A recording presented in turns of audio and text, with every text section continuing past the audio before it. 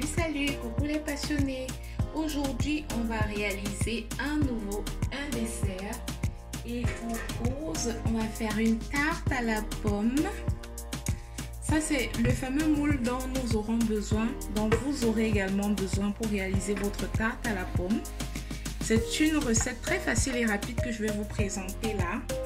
Vous n'avez qu'à suivre tout simplement les instructions et on va découper notre recette en deux parties. Notamment, nous allons premièrement réaliser une pâte brisée pour le fameux fond de tarte là et ensuite une crème pâtissière.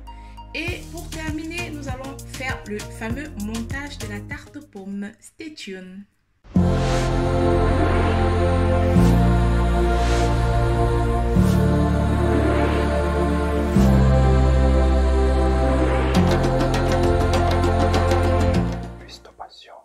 La cuisine pour tous. Et voilà les passionnés, nous allons débuter avec la pâte brisée. Pour ce faire, on aura besoin de 250 g de farine, de 100 g de beurre, de 80 g d'eau et d'une demi-cuillère à café de sel. Très rapidement, vous récupérez un saladier. Nous allons faire la préparation de notre pâte brisée. Reversez votre farine, les 250 g. On va premièrement faire ce qu'on appelle un sablé, c'est-à-dire nous allons incorporer le beurre à la farine. Après, nous y ajouterons notre demi-cuillère à café de sel. Nous allons remuer et progressivement l'eau jusqu'à obtenir la fameuse pâte brisée.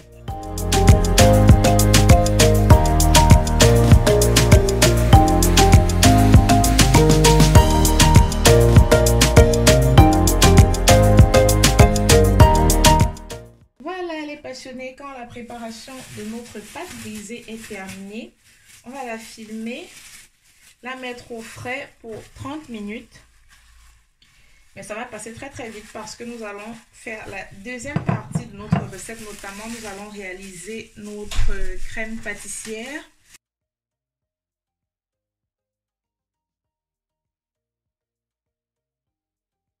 Et les passionnés, maintenant on va s'attaquer à la crème pâtissière pour garnir notre tarte aux pommes. On aura besoin de 250 g de lait, de 2 œufs moyens, 25 g de farine et du miel. Si vous n'êtes pas peut-être très adepte de miel, vous pouvez utiliser du sucre, notamment 30 à 50 g par là, ça dépend du degré de sucrosité que vous souhaitez. Mais moi, j'adore les tartes aux pommes vraiment lorsqu'elles sont faites avec du miel. Je ne sais pas trop pourquoi, mais essayez, vous verrez vous-même, peut-être vous tomberez également amoureux comme moi. Alors les passionnés, le principe de la fameuse crème pâtissière, vous la connaissez déjà, mais je le répète encore. Vous reversez votre lait, vos 250 g de lait, vous les faites chauffer dans une casserole. Pendant ce temps, vous allez battre les œufs et le sucre ou le miel, dans mon cas, les œufs et le miel avec un fouet. Ensuite, vous allez notamment rajouter votre farine de manière progressive. Ensuite, la reverser lorsque le lait est chaud dans votre préparation. Reversez le lait, sur votre préparation très lentement et progressivement. Et pour terminer, vous reversez la totalité de la préparation dans la casserole à feu très doux, mais vraiment très doux. Avec un fouet, vous remuez de manière très progressive. Voilà les passionnés, j'ai retiré notre pâte brisée du frais. Là, je vais commencer par fariner un peu le plan de travail parce qu'on va l'étaler.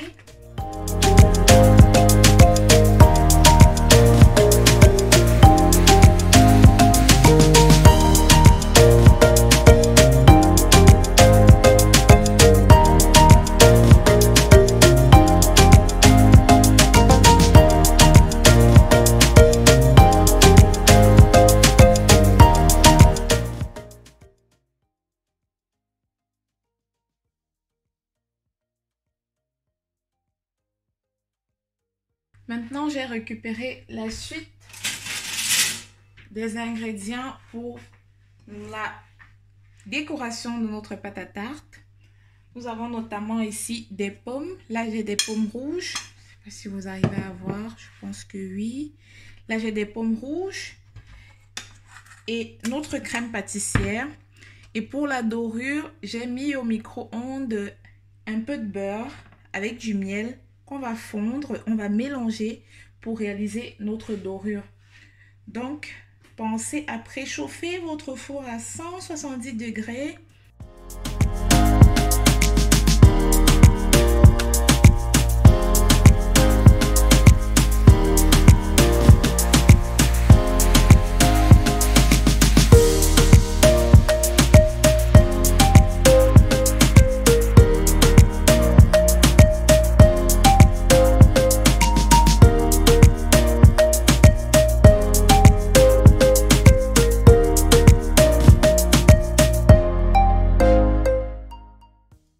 Et voilà les passionnés, nous avons réalisé la décoration de notre tarte avec la fameuse rosace. Ici, surtout au centre, il est question généralement de mettre les petites chutes de pommes, celles qui sont moins jolies, comme celle-ci, tiens, elle s'était cachée, qui sont moins jolies, histoire de donner un visuel toujours très attractif.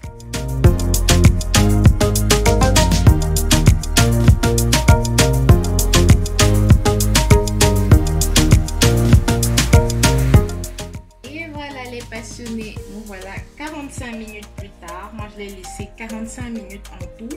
Vous pouvez notamment avant la dégustation rajouter un tout petit peu de sirop de sucre, c'est-à-dire vous chauffez un peu d'eau avec du sucre. Je vous ai déjà montré sur la chaîne comment faire du sirop de sucre pour imbiber encore, pour donner un aspect un peu plus luisant à votre tarte aux pommes.